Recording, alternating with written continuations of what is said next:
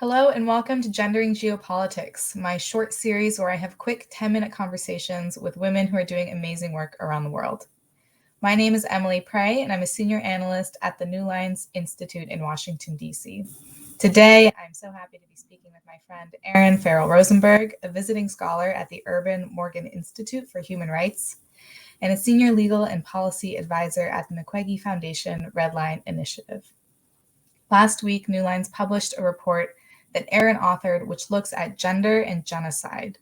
This report was based off of a conference in September hosted by New Lines and yours truly, which convened genocide, gender, and legal experts from around the world to examine questions such as how is genocide a gendered crime, what justice is there for victims of sexual violence in conflict and genocide, and how do states respond to genocide. So we're here today to discuss this report and the significance of its findings. Thank you so much for joining me, Erin. Thank you for having me, Emily. What were some of the main findings of the report?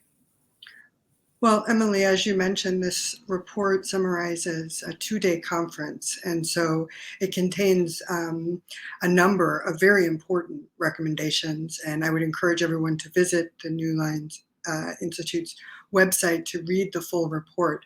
But I'm going to just focus on 2 of the critical recommendations made to mainly to governments to consider. The first is, as you know, what we even mean by gender or a gendered analysis is not particularly well understood. In fact, often there is a misconception that simplifies what this means to be about simply women and girls or sexual violence. Now, of course, a gendered analysis and how gender informs genocide and other atrocity crimes is much more nuanced and complex than this reductivist understanding. And so one of the first recommendations that I want to highlight from the report is the need for better gender representation and gender competency throughout governments and international institutions, including international justice mechanisms. It's very important that gender competency be mainstreamed throughout all levels of these organizations, including in those parts where decisions are being taken.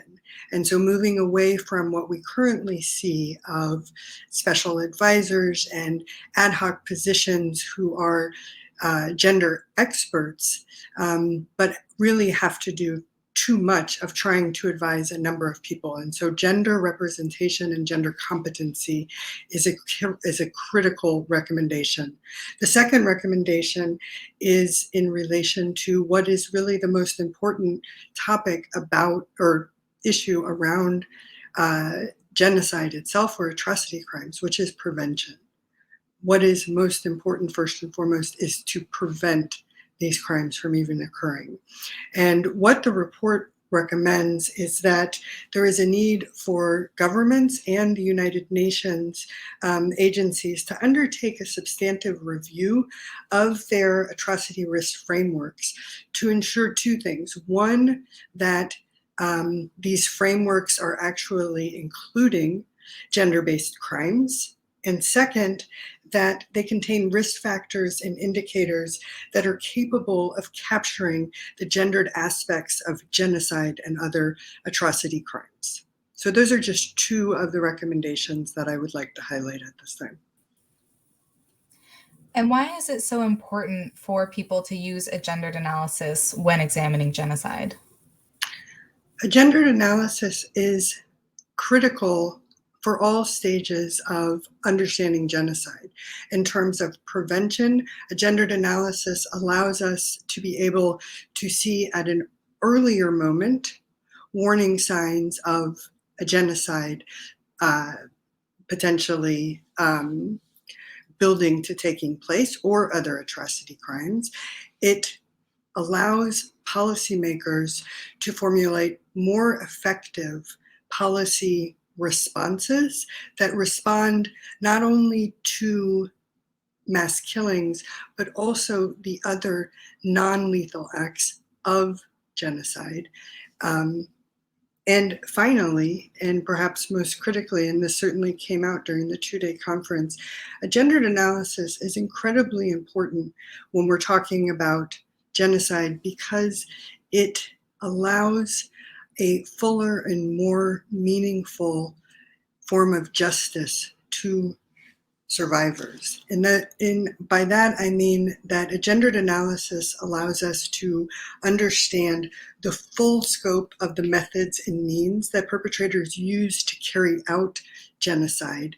And using a gendered analysis will acknowledge all of the victims of a genocide, including those who are victims of acts of genocide outside of the act of killing. A really important point that we want to make sure that there is justice and accountability for all victims of genocide. So can you give us a brief example of what a gendered analysis of genocide is? Yeah, and maybe we can use as an example of certainly one situation which is in the news right now, and that is the situation in Tigray. And if we look at it from the perspective of prevention, and we go back into about a year ago, we first started hearing victims of sexual violence, survivors of sexual violence, giving testimonials that the perpetrators carrying out the mass rapes and other acts of sexual violence were doing so in order to cleanse their Tigrayan blood. Now, this is and should be treated as a risk indicator of ethnic cleansing, if not genocide itself. However, what we saw was that this rhetoric and the acts of sexual violence were consistently classified as human rights abuses, potentially crimes against humanity, or war crimes. And now, as the situation in Tigray continues to devolve, and there are more and more concerns being expressed about the potential for the situation to devolve into a genocide, we have lost time by not recognizing the early indications of genocidal intent, the early targeting on the basis of group ethnic identity that was being perpetrated through the use of sexual violence, primarily against women and girls.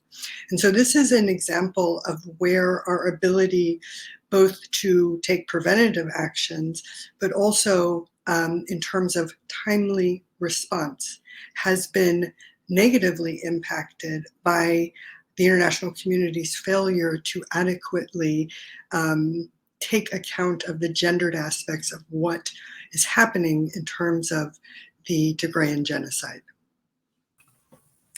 And lastly, why is it so important that the US should take the lead on this of understanding a gendered analysis of genocide? Well, Emily, as you know, the United States of America is a leader on the global stage, and it has a long history of playing that role, both in terms of its foreign relations with other states, but also in terms of its role as a permanent member of the United Nations Security Council. The United States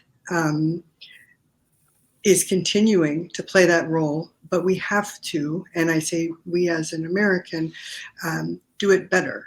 And that means there have been some very positive indications in terms of incorporating a gendered analysis into our atrocity crimes frameworks and responses, but more can be done.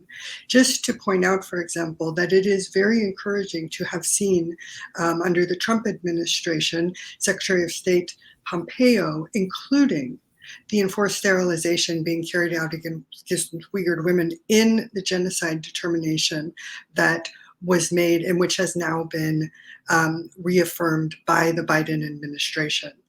The Biden administration, as you know, has created the first of its kind White House Gender Policy Council. And so these are incredibly important steps But more must be done for the United States to continue to play the leadership role that it plays on the international stage. And it's incredibly important, in particular, because of the influence that the framing that the United States gives to situations, the influence that that has on other countries and within the international community at large. Thank you so much for joining me today on Gendering Geopolitics, Erin. It was a pleasure to have you, and I really appreciate your time. Thank you very much, Emily.